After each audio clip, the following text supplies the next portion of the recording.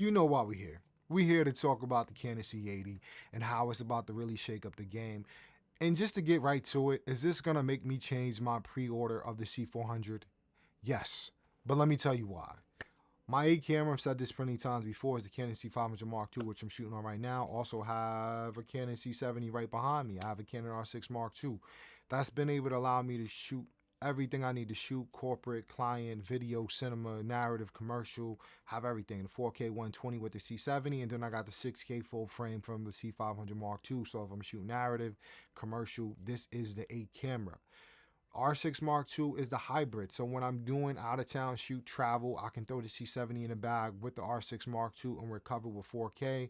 And it's just been a good combination. But have I been craving a little bit more? I have been craving a little bit more because the R6 doesn't have C-Log 2, so I'm not getting the most dynamic range out of it, but it is small, nice form factor. And of course, it's a little bit pixel peeping because the C-Log 3 422 10-bit out of the R6 Mark II is really, really good, and it's a full frame sensor. But I was always craving full frame in my C70 as well, just to have that option, just because of the fact that to have that shallow depth of field and know that I can put the 24 to 70 on there and just get a nice shot, and it can fit in my bag. See, with the C500 Mark II, love this camera. I rigged it out, spent thousands of dollars, spent $16,000 when I bought it, probably another $3,000 in bright tangerine gears and all accessories, and I don't regret it. It served its purpose. It's made my money back. My clients love it when they see it on set. They see the professionalism, they see the size of it. Because I already have this camera and it's still relative to be used right now, there's not going to be anybody looking at the image quality and be like, hey, it's not hidden. When I made the pre-order of the C400, it was mainly because the back illuminated stack CMOS sensor, which I think, of course, is going to be a better image and going to have a little bit more dynamic range. But I have to honestly say, only for pixel peepers are you really going to see the difference in the dynamic range, you know? With that being said, the triple base ISO, now that's something that was willing to make me make the upgrade because I wanted something to compete with the FX6. I'll be honest, I always give respect for the camera companies that have it. I give respect to Blackmagic for starting this whole RAW revolution, RAW for under 4,000. I believe that's the reason why we got a lot of camera prices down. And I give respect to Sony for what they was able to do with low light sensitivity, starting with the Sony A7S series with the S2, the S3, insane. FX3, we already know what Garrett Edwards did with that. And I'm sorry I'm blowing through this video, but I want to make it short and sweet, so I want to make it that long.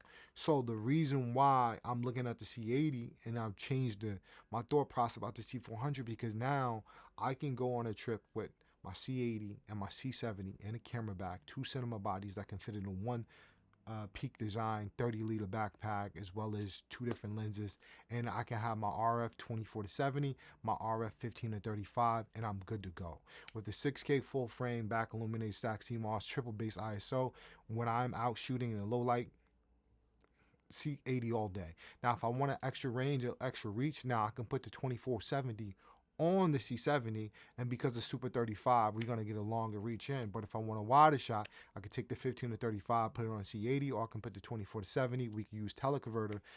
The teleconverter is on the C70, but because it's a 4K sensor Super 35, the teleconverter is going to work so much more lovely on the C80. And plus, we have 12G SDI now, so I can hook up a monitors as well as a lot of other features. It has a multi-function hot shoot, so we can adapt stuff like the Tascam module to get 4 XLRs going right into the C80, so that can be the A body, C70 could be the B body. We still have the ability to adapt old Canon EF lenses, get the face tracking, auto features, and all those different things. But more importantly, all these thousands of dollars I spent on the RF lenses can now be adapted to the C80. So for some of you, like, I heard people like, but C70 I can use the focal reducer to get the full frame. But yeah, when you use the focal reducer, you now can't allow yourself to be able to use the RF lenses. So for me, I think the combo between the C80 and the 24 to 105 f2.8, you can go into any shooting situation and cover anything, right? You have the teleconverter, so you could turn the 24 to 105 into something like a 45 to like 150. That's going to cover everything that you need to do. So whether you're doing corporate, documentary, commercials, you're good to go. And for some of the people that's looking at it like, well, it doesn't have 6K 60, it does have 4K 120. It does have 60 at 4K, and it's going to be downsampled. So even though it's not it's not 6K. It's going to be 4K. That's oversampled. So you're going to get a robust image quality. And we never complained about the 4K 120 out of the C70. So now you actually going to be in a later firmware update be able to maintain some of the autofocus capabilities. And standing on the topic of autofocus, we have the dual pixel AF autofocus, which is another reason why I was going to make the jump to the C400, because in whole body tracking and being able to pull off some shots you won't be able to do without a focus puller, you now have the ability to do that. So as someone who is a solo creator, content creator, filmmaker, indie filmmaker, working a lot of different tools, I think this is the best multi-hybrid camera you're going to get that doesn't do photos. So you want photos, go R5C, or in that word R5 Mark II. But for cinema cameras that can work in any different situation, you have more dynamic range. It's the same sensor as the C400. So you're talking about like 16 stops of DR. You have the built-in ND filters. You have the multi-function hot shoot. You have the 12G SDI port now, so you can do broadcast, live stream, all these other different things. You have an Ethernet. There's just so much potential in this camera that is just mind-blowing. So Canon, thank you for setting this up. Thank you for saving me $12,500.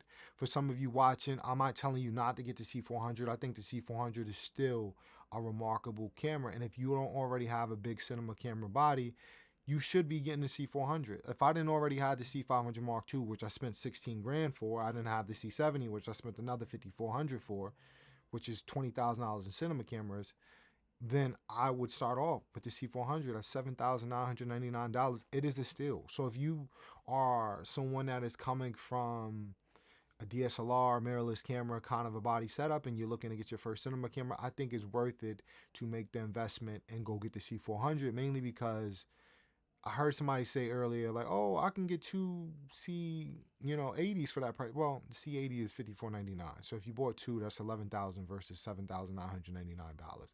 I think getting the C400, all the bells and whistles, that would be an excellent choice. But I can see why a lot of people that already own a C500 Mark II or own a C300 Mark III, you could save some money by getting the C80, because now these cameras become your B camera, but they can still hold A camera slots in certain situations, right? So if you got a C300 Mark III and you was like, oh, I always want a 6K, you still got your C300 Mark III to do 4K 120, face tracking, DGO sensor, and all these other different things, all the flavors of RAW that you have, but you can have the C80 to the run and gun. So for me, I'm not looking to rig out my C80, the same way I kind of got like a little cage on the C70 with this setup. This is kind of how I want the C80 to be. I want the C500 Mark II to be on sticks and, shooting and tight shots, and to be able to get in a car with the triple base ISO, get some low light shots. If I'm able to get that camera for a couple days before release, trust me, I am going to do a short film with it. But to have this setup, it's probably a little bit bigger than that. We good. The batteries are compatible. It carries right over. Unlike with the C400, the older batteries are going to have some limitations, but the batteries work perfectly. There's no, as far as I know right now, no limitations. We have SD cards, 12-bit RAW, 6K to SD cards.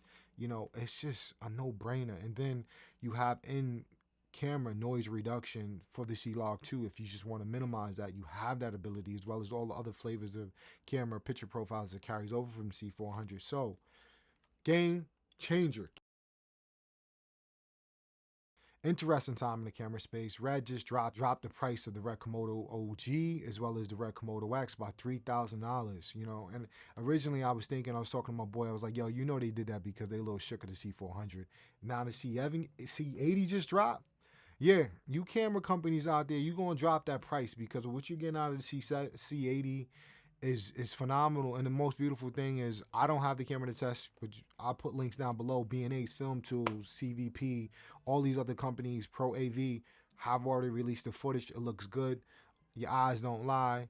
You can check it out for yourself. For everybody that's already a Canon shooter, they're already familiar with it, already know how to use it. C80, welcome to the family. Pre-orders in. The C80 is what I'm going to be rocking out with for the next 2 to 3 years, and using that with the C500 Mark II.